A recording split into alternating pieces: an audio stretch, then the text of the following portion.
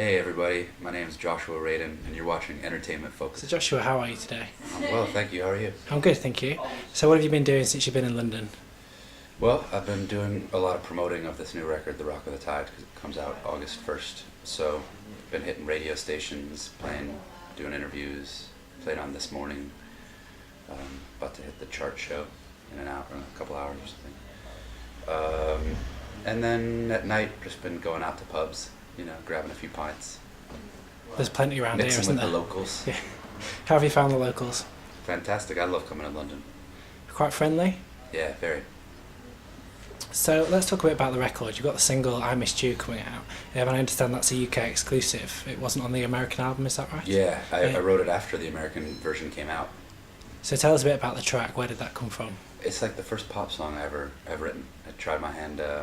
I love pop music, but I never really tried to write a pop song. This is the first song I ever wrote to a drum beat.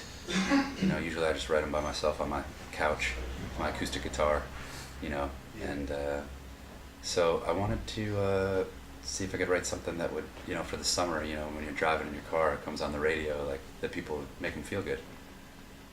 So I've heard it quite a lot on the radio. It's been on Have Radio you? 2 quite a lot. Okay, cool.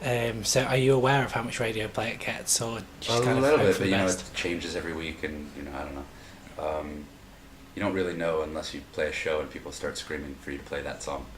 Then you're like, oh, okay, it's getting out there. So tell us a bit about the record. I was listening to the record this morning. I've been listening to it for a few weeks and I really like it. Thanks. I'm not just saying that because I'm with you. I actually genuinely am a fan. Thank you. So tell us a bit about the record. What can people expect? Well, it's a slightly different sound than my first two albums. This is the first time I ever recorded live, which was really fun. Just to be watching, playing with a band in a room where you're you're making the music rather than doing the drums, then the bass, then doing the vocals at the end, and building it like a track. This was cool to just get a couple takes, and these takes that we did are like the first or second take when the band learned the song.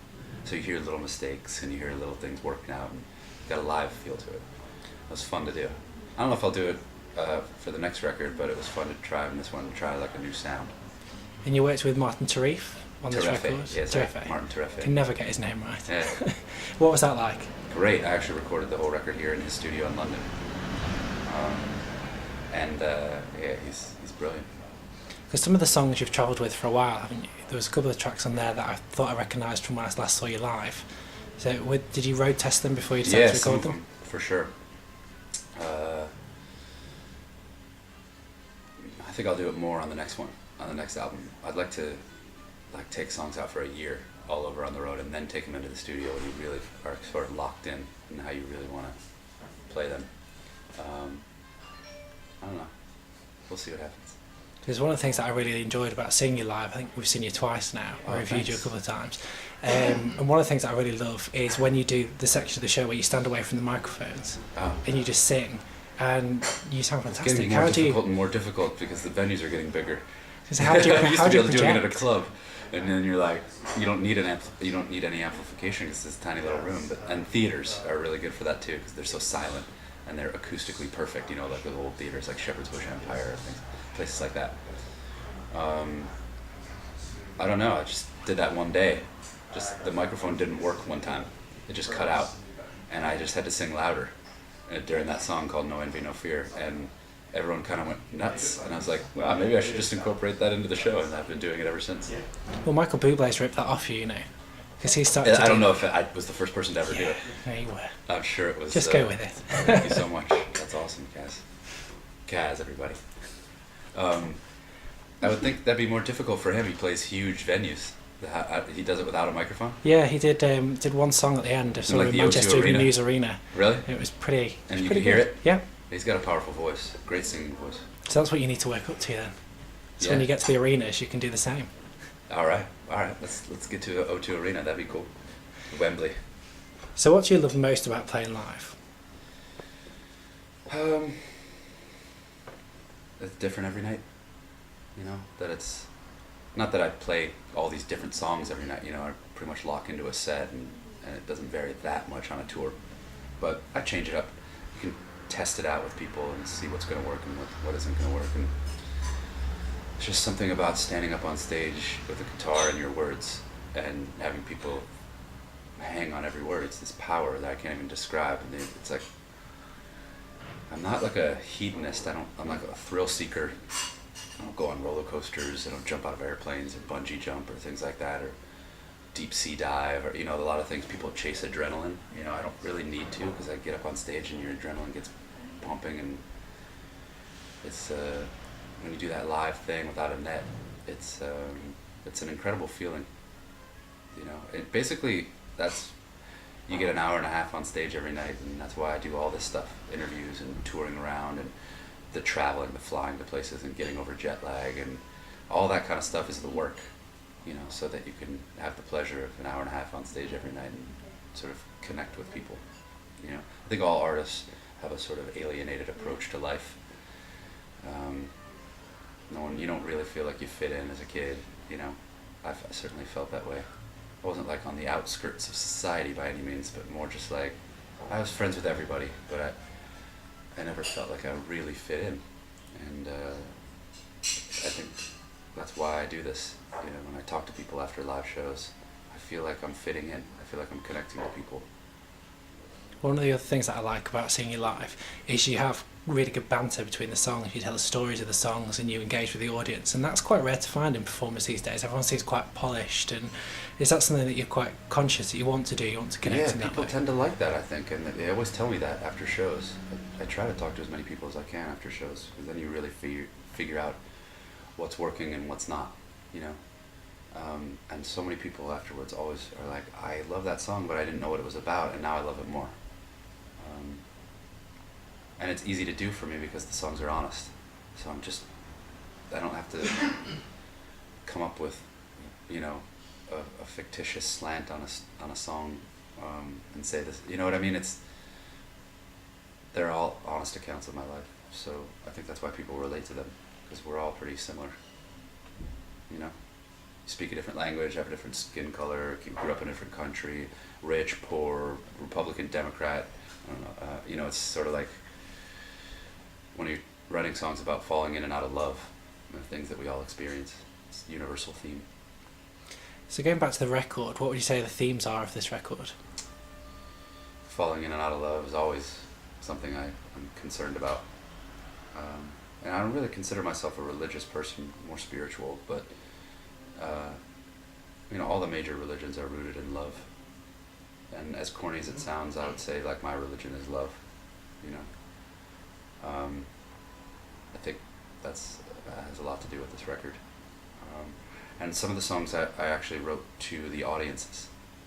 I wrote some of these songs I wrote because the venue, we started playing festivals like Glastonbury last year, and I was like, I can't play to 50,000 people in a field, you know, these intimate little bedroom songs. It just doesn't come across that way. It has to be in a theater or a small intimate venue. So I had to write some songs that we could play full band, rock out a little bit, and make people move, you know. Does that challenge you as an artist to have to do that? Yeah. Do you think you've got this I love that different challenge. kind of audience? I love any challenge, as any creative person does, no matter what medium you choose. It's I love a challenge. Romantically too, you know. I mean, no one wants the girl who's throwing themselves on you. You always want the girl you can't have. But it's like they say, isn't it? It's If like, you work it's like for the something, sound you can't have. I think every musician I've ever talked to, every songwriter is like, if they write in some sort of genre, they're always wanting to write in another one. You know, Nora Jones said, like, you know, she would love to. You know, she's playing electric guitar now, and you know, it shows, rather than just sticking on the piano and doing that thing that she's so successful doing. But you know, it's like, I remember when I heard that, I was like, well, but you've sort of taken this genre and like, it's yours now. You know, you sold so many records and you're so massive all over the world. But everyone just wants to, you know, when Bob Dylan was writing acoustically and had his finger on the pulse of a generation and writing folk songs, it was like, well, he wanted to take out the electric guitar and make some noise, because everyone wanted to be Elvis, you know, when they were growing up. So I think, you know, the grass is always greener for any creative person. You're never really content. And the minute you're content, it's the minute your creativity sort of dies. and is it tempting to, sometimes you find a song that hits radio, really works really well, is it tempting to try and recreate that, or for you, do you try and consciously do something different? This one, you know, last year I had that song, I'd Rather Be With You, that did really well over here on the charts. It's just an acoustic little love song, little ditty. I never thought it would be on the radio. It's crazy that it was. And then you're known for that sound, that one single, and everyone goes, well, that's what you sound like. So this single I tried something else, a little more full bandy, a little more electric, a little more pop, and but I don't really have a ton of songs like this song, I Missed You. So we'll see what happens. I mean, if everyone loves it, if it blows up into this smash hit all around the world, I'm sure I will write a couple more songs that'll be more in that vein. But who knows what's going to happen? Kind of follow along, you know, inch your way through and sort of say what's going to work, what's not going to work. So when can we see you playing these songs live in the UK? In October, I'll be back to tour the UK. You're doing a full UK tour? And Europe. Looking forward to it? Yeah, can't wait. I wish, you know, it's fun to talk about the record, but like Elvis Costello said, it's talking about music is like dancing about architecture. One of my favorite quotes, from one of my favorite songwriters. It's really difficult to talk about music. You just want to pull out a guitar and be like, this is the song, you know, and let it speak for you. But well, I guess music's so personal to each person that listens to it, isn't it? Everybody thinks something completely different to maybe what you thought when you wrote it. right. But like you were saying before, like universal themes and universal appeal of the topics. Yeah, and this subjects. single is very universal, I think. Even though it's specifically, I wrote it for this one girl. I never really meet girls on the road, you know, that I'm romantically interested in, because you have like a couple hours to talk to someone and then you're gone and you're in another city the next day. So it's, you know, find like lasting relationships, you know what I mean, with anybody. And invariably, whenever I leave for like a 5-month tour or something, I'll meet a girl at home like 2 days before I leave and be like, oh, what? And so that's what that song, I Missed You, is about. I wrote it for this girl, hoping she liked pop music. So I wrote her a pop song. And I was just thinking, like, oh, hopefully you'll remember me in 5 months when I come home. So I know most people don't tour, and most people aren't going to get that exact specific, you know, feeling. But everyone travels, you know. You're a soldier, you go off to war, you're hoping your spouse is going to be there when you get back, or you're a traveling salesman, or a lot of people travel a lot, and you know, everyone misses someone at home. So it's a universal theme, you know, what I tend to think about. So my last question for you is, what else can we expect from you this year? You've got the album, the single, the tour in October. Is there anything else you're going to be able to fit in? I'm releasing my first novel. No. I don't know. I'm just going to roll around the world and play music for people, and hopefully they like it. You know, keeps me going.